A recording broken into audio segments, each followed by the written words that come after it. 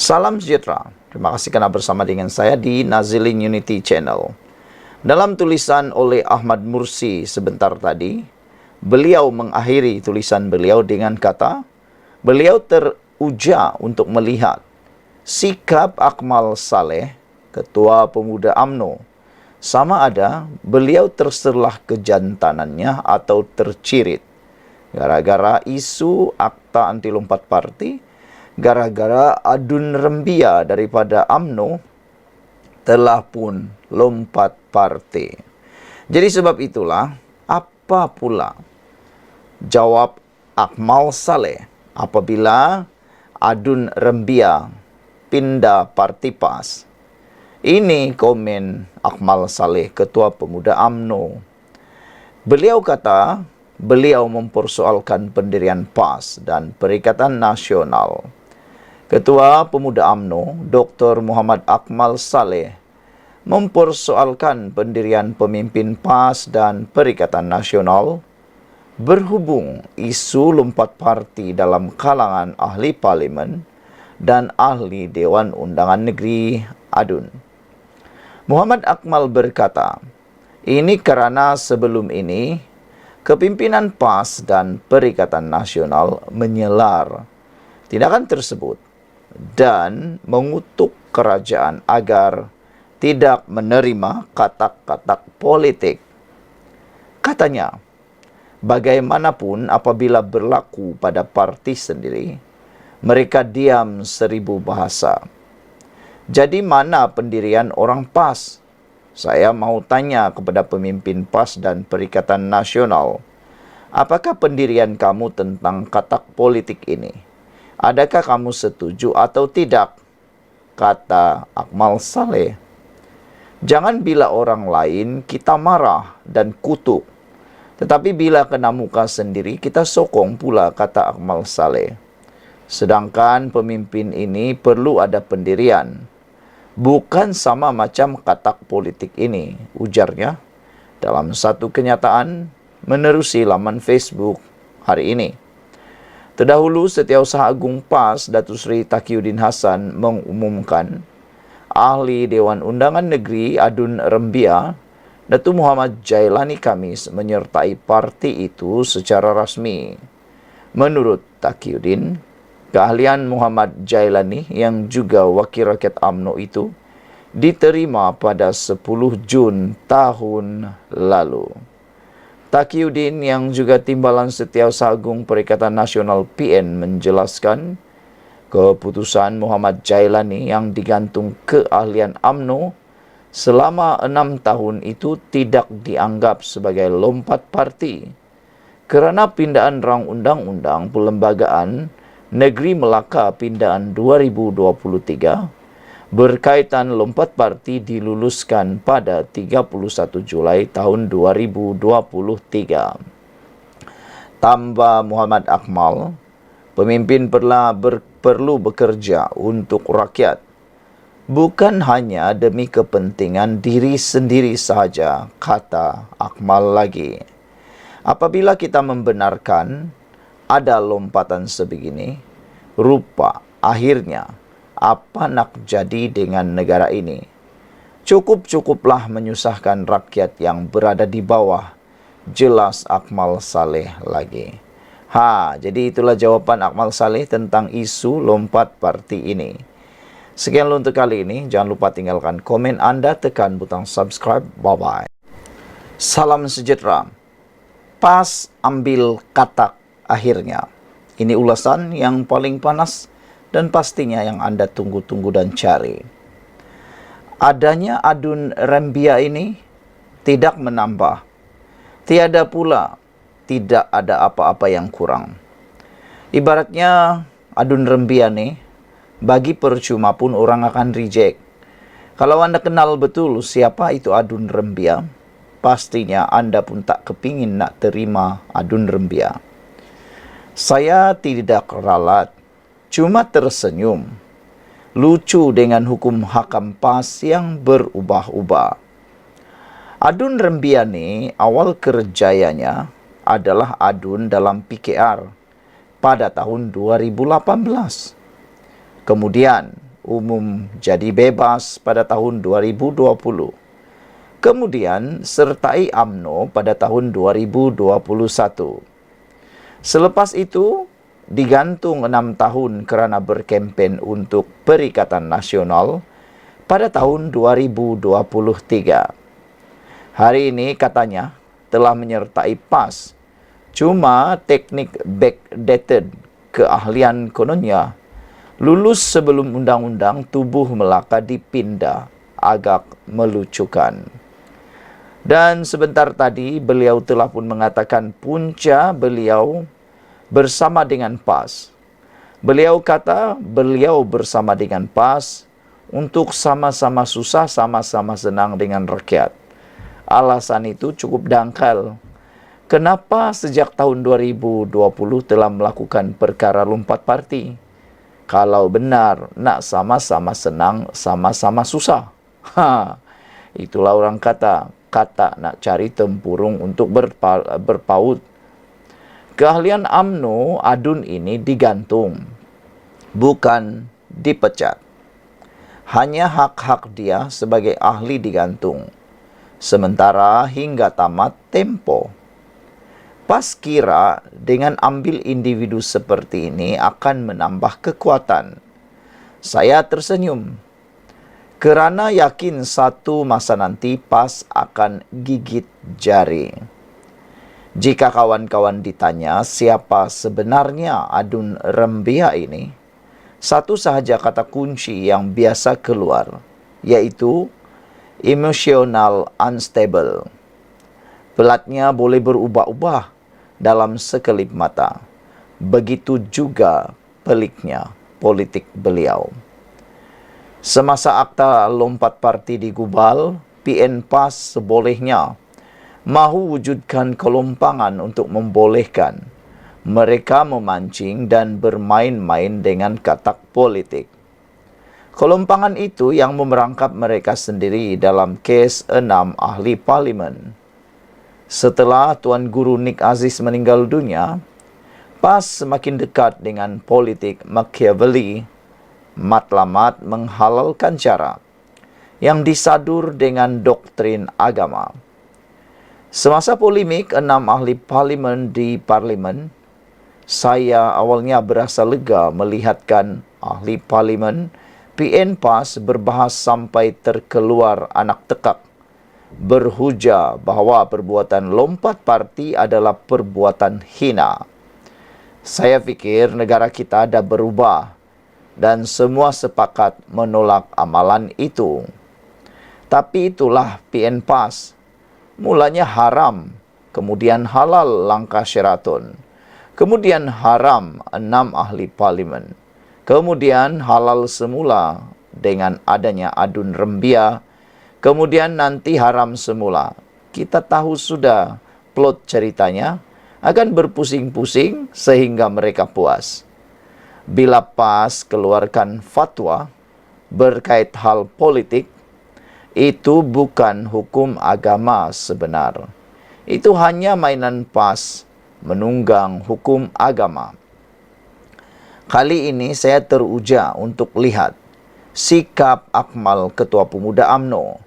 Sama ada senada terselah kejantanannya atau tercirit.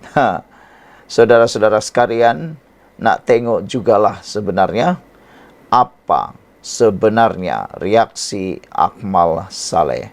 Sekian dulu untuk kali ini. Jangan lupa tinggalkan komen anda, tekan butang subscribe. Bye-bye. Salam sejahtera. Terima kasih kerana bersama dengan saya di Nazilin Unity Channel. Semalam, Ketua Menteri Melaka, Abdul Rauf Yusuf, telah pun memberi satu kenyataan yang pasti telah mencungkil hati Perikatan Nasional khususnya PAS.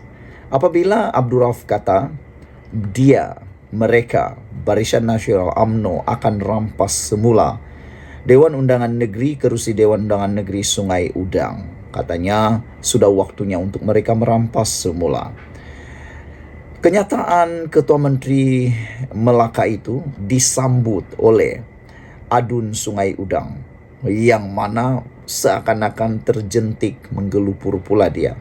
Apabila dia pula kata dengan penuh bongkak dan sombong. Dia kata, tak guna berkokok, adun Sungai Udang cabar. Ketua Menteri segera bubar Dewan Undangan Negeri Melaka. Hebat juga adun Sungai Udang ini. Baru Ketua Menteri Melaka kata mahu rampas, dia sudah menggelupur, terseksa nampaknya. Adakah itu petanda bahawa beliau ini tak tahan kuat, tak tahan uji, sehingga dia pula cabar Ketua Menteri segera bubar Dewan Undangan Negeri Melaka? Apalah yang nak jadi dengan anda ni, adun Sungai Udang ni? Kan Melaka baru saja bubar, baru saja mengundi. Takkanlah mengundi pula. Ayo fikirkanlah berapa juta duit rakyat yang mengalir kalau buat pilihan raya lagi. Takkanlah baru cakap nak rampas semula pun sudah menggelupur, sudah meroyan, nak mahu pula bubar. Nampak sangatlah dia nak kuasa, nak fikirlah bongkak sombong sangat. Mungkin dia fikir mereka boleh rampas kerajaan negeri Melaka. Adun Sungai Udang, Dr. Muhammad Alif Yusuf mencabar Ketua Menteri Melaka Abdul Rauf Yusuf untuk membubarkan Dewan Undangan Negeri Dun Melaka. Mengulas kenyataan Abdul Rauf Yusuf bahawa UMNO Melaka akan merampas kerusi Sungai Udang pada pilihan raya umum akan datang, Muhammad Alif menggesa dia supaya segera membubarkan Dewan Undangan Negeri dan mengadakan pilihan raya. Netizen marah dengan kenyataan adun Sungai Udang ni. Kata mereka, takkanlah baru cakap nak rampas pula, nak pula bubar. Kamu ni betul-betul lah, kata netizen, menyusahkan rakyat. Baru saja pilihan raya, nak pilihan raya lagi. Nak pilihan raya berapa kali ni? Takkanlah tiap-tiap tahun pilihan raya pula, kata netizen. Orang baru saja cakap nak rampas, kamu dah marah meluat, dah marah menggelupur. Di mana adab anda sebagai orang muda, kata beliau. Saudara, saya cabar, kata adun Sungai Udang itu, saya cabar YB Tanjung Bidara ini, bubar Dewan Undangan Negeri sekarang dan kita lawan. Bubar Dewan Undangan Negeri Melaka dan kita lawan dalam pilihan raya. Tak guna untuk berkokok sebegini, katanya kepada Malaysia Kini. Terdahulu, Abdul Rauf yang juga pengerusi perhubungan UMNO Melaka menyatakan kesungguhan parti itu untuk mendapatkan kerusi Sungai Udang pada pilihan raya akan datang. Dia menyorot kejayaan sebelum ini di 3 lagi kawasan di bawah Parlimen Tangga Batu, iaitu Kelebang, Paya Rumput dan Pantai Kundur, walaupun tewas di Sungai Udang. Muhammad Alif memenangi kerusi Sungai Udang dengan hanya kelebihan 530 undi menentang calon Barisan Nasional Muhammad Ali Muhammad. Rupa-rupanya Muhammad Alif ini hanya menang 530 undi. Okey, begitu bongkaknya dia, mungkin dia rasa dia 100% yakin menang. Sebenarnya belum tentu. Kemenangan anda di Sungai Bakap belum tentu dapat diterjemahkan di Melaka. Belum tentu lagi, belum tentu. Kalau silap sikit kalah, menyesal. Menyesallah tak kesampaian, hanya bermimpi lagilah menjadi YB.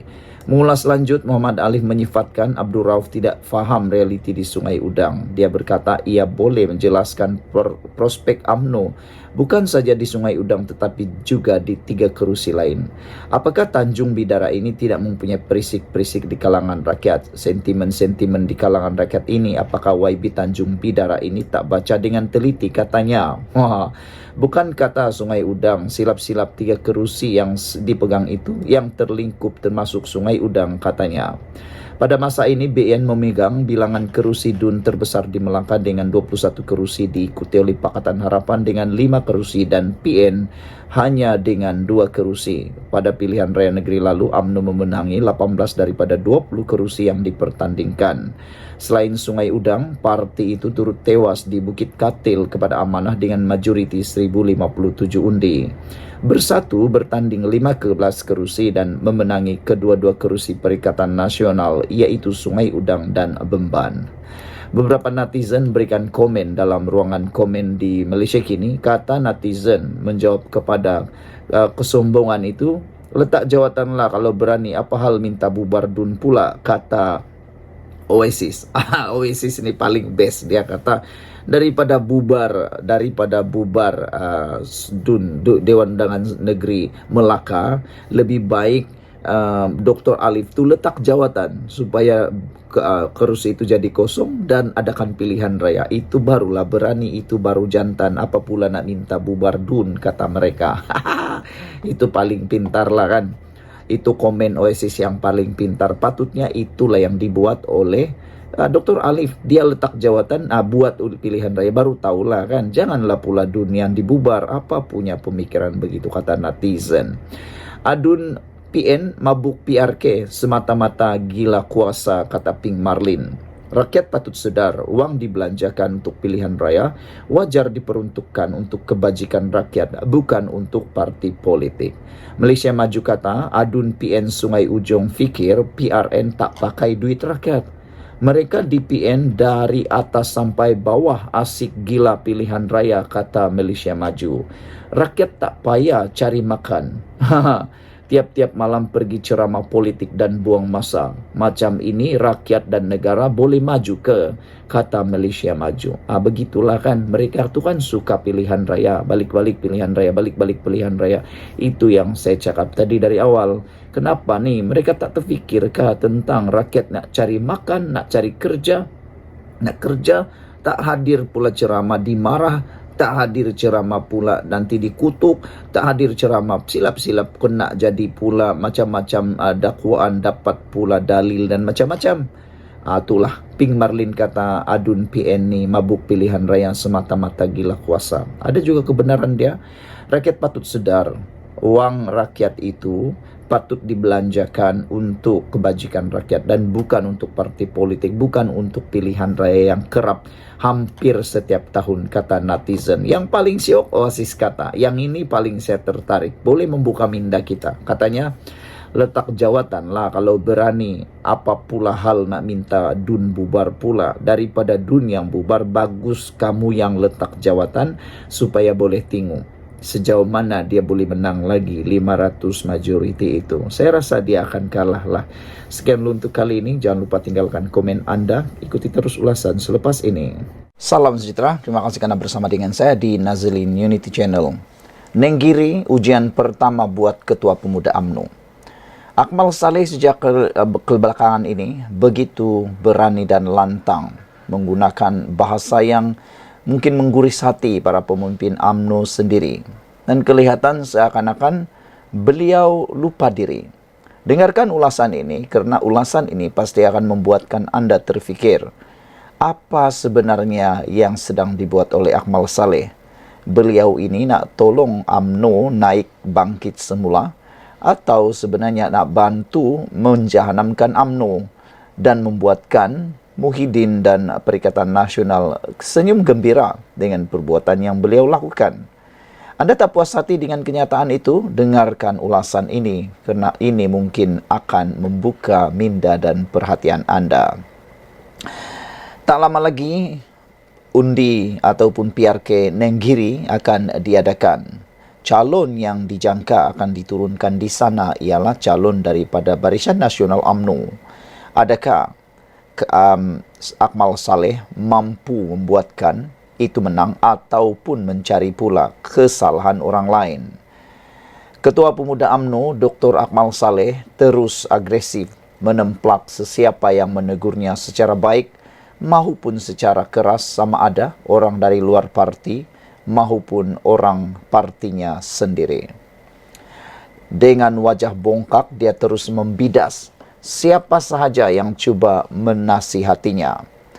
Lebih menyedihkan, Akmal menggunakan ayat yang tidak sesuai kepada mereka yang jauh lebih usia darinya, seperti dia mengkritik Datuk Lokman Adam.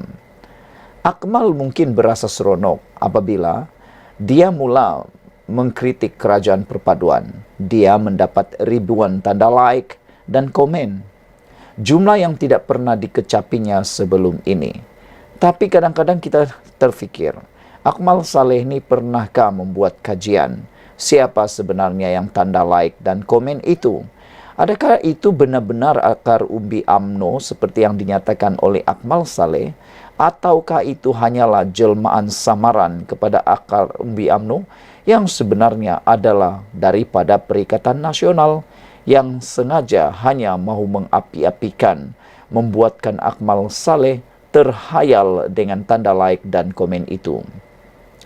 Jumlah tanda like dan komen yang diterima oleh Akmal Saleh mungkin tidak pernah dikecapinya sebelum ini.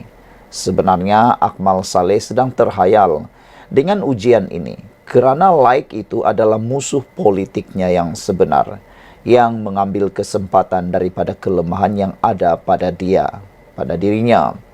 Mereka like untuk memberi semangat kepada Akmal Saleh untuk menghancurkan partinya sendiri. Mereka sebenarnya sedang meracuni Akmal untuk membunuh UMNO untuk parti mereka menjadi kerajaan.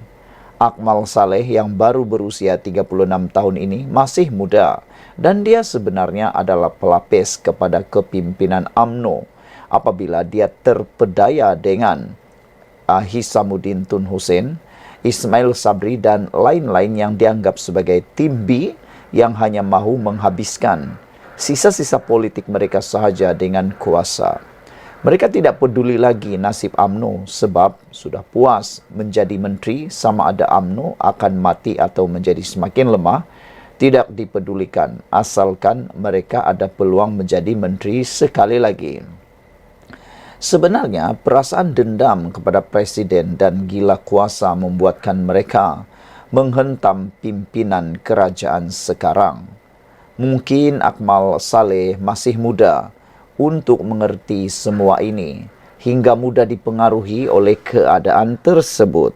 Saudara sekalian, Akmal Saleh patut mengambil iktibar dan berani berubah. Akmal tiada lagi ketika presiden dan pemimpin tertinggi UMNO di dalam perbincangan mufakat nasional dengan janji bersumpah setia atas nama agama dan bangsa. Bagaimana Perit dianiaya oleh PAS selepas perjanjian itu didustai. Waktu itu Akmal Saleh belum ada lagi. Begitu juga Akmal tidak mengerti betapa pimpinan Bersatu makan hati dengan pimpinan PAS yang tidak memberi mereka jawatan menteri besar di salah satu 4 negeri di Menangi. Malah di kerusi Dewan Undangan Negeri Nenggiri, mereka berhajat untuk mengambil alih daripada Bersatu.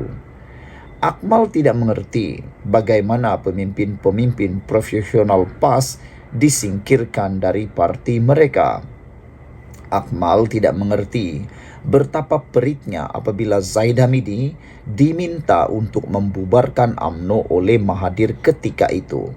Akmal tidak tahu Anwar Ibrahim, orang yang diserangnya setiap hari itu, sanggup meninggalkan kerajaan PH 1.0 untuk mempertahankan UMNO daripada diharamkan. Akmal tidak mengerti UMNO itu mahu diharamkan oleh Muhyiddin Yassin. Akmal tidak mengerti betapa sakitnya hati pemimpin UMNO pada tahun 2018 apabila ahli parlimen mereka dicuri oleh Bersatu yang diketuai oleh Muhyiddin dengan memberi jawatan-jawatan sebagai menteri. Akmal hanya akan mengerti jika UMNO bersatu dengan Perikatan Nasional, 74 kerusi Parlimen Melayu milik PAS tidak akan diberi kepada UMNO. Akmal hanya akan mengerti di antara PAS, Bersatu dan UMNO, UMNO adalah parti terkecil untuk mendapatkan kerusi ditandingi di kawasan Melayu. Adab dalam parti. Baru semalam, Adun Sungai Udang dari Bersatu Dr. Muhammad Alif Yusuf mencabar Ketua Menteri Melaka Abdul Rauf Yusuf untuk membubarkan Dewan Undangan Negeri Melaka Dun Melaka. Akmal fikirlah sendiri.